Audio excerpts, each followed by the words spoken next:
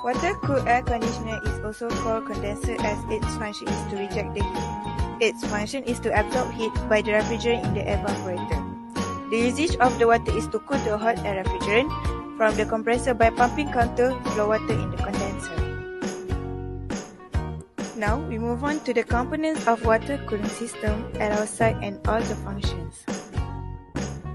A cooling tower is a heat rejection device which extracts waste heat to atmosphere through the cooling of a water stream to a lower temperature.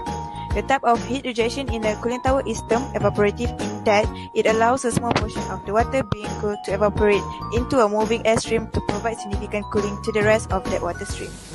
Ada ni package ni dia pakai itu lah, water cool lah. Ini basin. Ini dia ada body lah, motor atas. Yang hitam bawah ni nampak ni.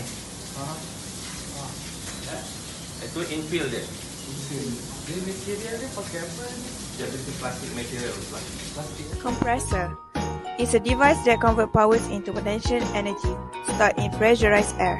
When tank pressure reaches its lower limit, the air compressor turns on again and repressurizes the tank and produces superheated vapor. Satu kompresor 10 horsepower. 30.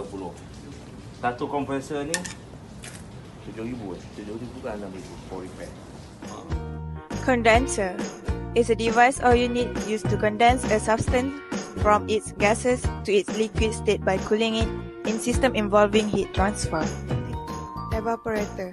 It is one of the important components along with other major components such as compressor, condenser and expansion valve. It works. Valve is to control the water flow to maintain the system's high side pressure and stop the flow of water when the system cycles is shut down. This is to avoid water wastage. It also has additional part to bypass the water around the condenser as the part controls water flow to the condenser closes. Air handling unit, AHU. It is used to recondition and circulate air as part of a heating, ventilating, and air conditioning system. The basic function of the AHU is to take in outside air, recondition it, and supply it as fresh air to a building. Okay, kita kelas satu set ni kita ada 5 bilik.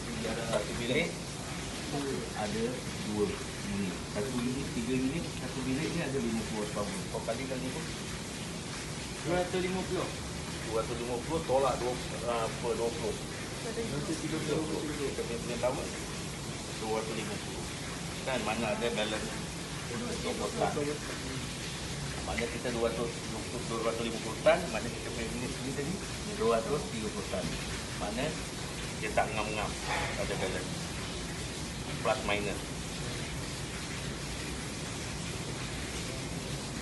Kalau tanya, kenapa ada Water pump. It produces liquid movement or flow. It is also produce the flow necessary for the development which the function is to resist the fluid to flow in the system. Bawah ni pipe air tadi tu yang kat cooling tower tu. Dia akan masuk ke sini.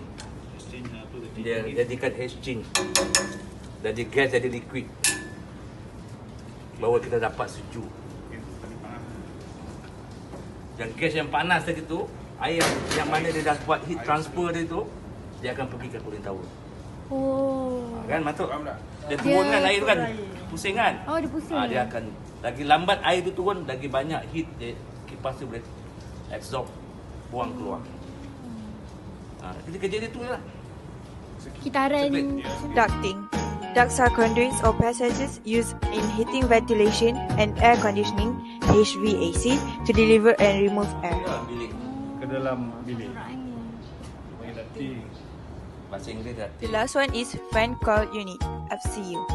It is a simple device consisting of a heating or cooling heat exchanger or coil and fan. It located on top of the ceiling, then supply fresh air from the AHU will flows through the main duct and branches off to each FCU located in each room in the building. Expansion valve. The functions of this valve is to control the refrigerant flow in the refrigerant system. It used to facilitate the change of higher. Next is procedure of water cooling system. First, transfer panel to cooling tower. Before the process started, the cooling tower is filled out with water exactly to the point that is ready for working. This will prevent from the electric to trip because once the water is not enough, the water cooling tower will get hot. So make sure the water is always enough. After that, push on button to activate the system and the fan will start to swing. Second one, cooling tower to pump. Not long after you hear the fan of the cooling tower start to spin, the pump will also start to function as well. This will give enough pressure for the water to travel throughout the whole system. So it's the pump job to make sure this process is successful, otherwise the whole system will not work without the water traveling to release it. Timer. Kita adalah untuk mempercayai 40 minit. Ini.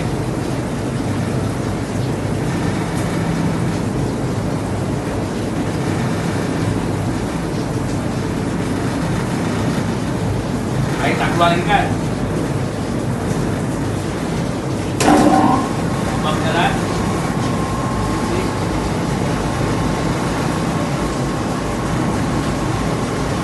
Air dah tak full. Okey.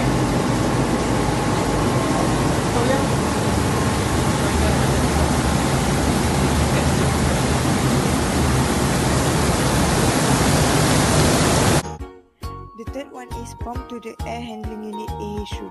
The pump's job is to give pressure and make sure that the water can reach the AHU room. In this step, the water from the cooling tower will flow down to make the refrigerant cool down.